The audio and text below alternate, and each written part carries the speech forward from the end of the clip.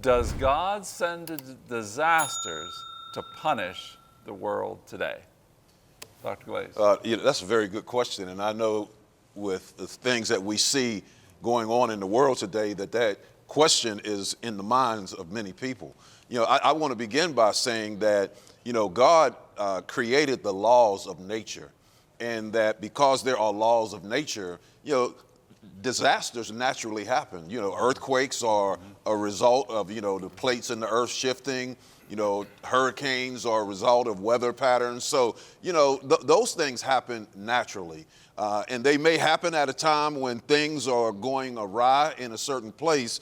But, to say that God is, creating that, it's a result of natural disasters. Now, could God stop it?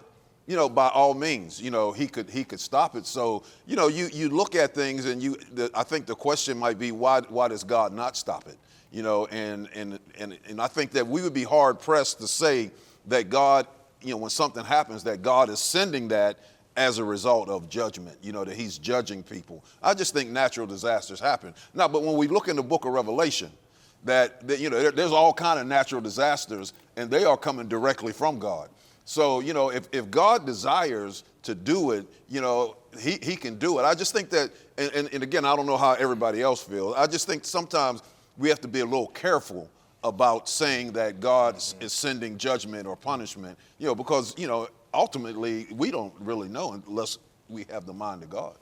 Unless we hear from him. Yeah, Pete. Well, my mind immediately ran to 1 Kings, where it says that when the people were complaining and it says that God sent the serpents to bite the people.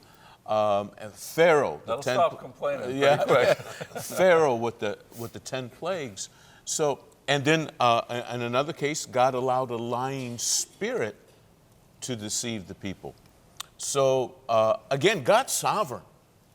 And for me to be that spokesman for God, to say this was sent of God, this was not sent of God, I don't believe I have that ability. But neither can I negate the fact that if God is angry with the world, and the Bible says that God is angry with the sinner every day, I believe God has that ability. Amen. That's all I'm saying. I believe it's pretty hard to judgment to read the Old Testament and not see that God certainly brings judgment at times, and revelation. I thought of that too as I was thinking about this. But and I want to, before I get to you guys, some people said, well, Hurricane Katrina is like judgment on New Orleans. Was 9/11 a judgment on America? Those kind of things. And it kind of makes me feel uncomfortable to be in that position of saying God is bringing judgment. Ray, where do you come down on this? I like what Dr. Glaze said at the beginning about this world being a fallen world. Right. One of the things that we read immediately upon the sin of man is that thorns and thistles will now be brought forth. God does create and he maintains the natural laws. And there are hurricanes and tornadoes and earthquakes, I believe, because of the sin of man. That there was no thorns, there were no thistles, there was no pain, there was no sorrow. All this comes as a result of the fall. And so in a certain sense, everything that happens, right, is ultimately because we're sinners and we're going to die someday. Some judgment is going to take every one of us out of this world. And death is the result of sin. But, I agree with you guys. I can't look at a hurricane and say God is sending that because of these people's sin unless I get a word from God directly above, which has happened, right? We know Noah's flood came because of the sin of man. We know Sodom and Gomorrah were destroyed with fire from heaven because of homosexuality. So the Bible tells us that. But unless we get a word from God saying this or that particular storm is because of this, no one can say that. I would even say God sometimes judges people by giving them riches, by giving them fame, by giving them wealth, and giving them over, as it were, to sin and more judgment. So just because something bad happens, right, that's the book of Job, doesn't mean God's judging you. Maybe God is allowing that to happen because you're so righteous, like Job was. So, yeah. Wow. Well, just real quickly with that, it's kind of like somebody that eats Butterfingers and Snickers every day, and it says, did God send diabetes? Well, no, he didn't send it, but there are... We've been watching me eat, haven't you? You've been crushing? I get it. It's all right. It's all right. There's room at the altar. But to Dr. Glaze's point, there are laws in place. And even in the book of Revelation, People don't realize the reason why those disasters get worse and worse is because sin becomes that much more rampant.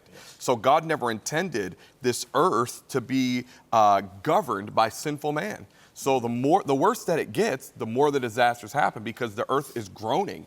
It's groaning. It wants to be redeemed too. It's God's creation. So the more that we're in sin, matter of fact, he even talked about in 2 Corinthians or 2 Chronicles 7:13. He said, if I shut up the heavens, that there be no dew. If my people will humble themselves and pray. So it lets me know it's not based upon God sending it. The heavens shut based upon our disobedience. So as a result, those laws come into place, disasters come into place. All sorts of things happen in our life beyond just the world with earthquakes and all that. It could be if God tells you to stop eating that greasy chicken every day and your cholesterol gets high and you have a heart attack. It's not that God sent it. There are certain laws, to Dr. Glaze's point, that God has put in place, and if we don't follow those, there's going to be issues. Yeah.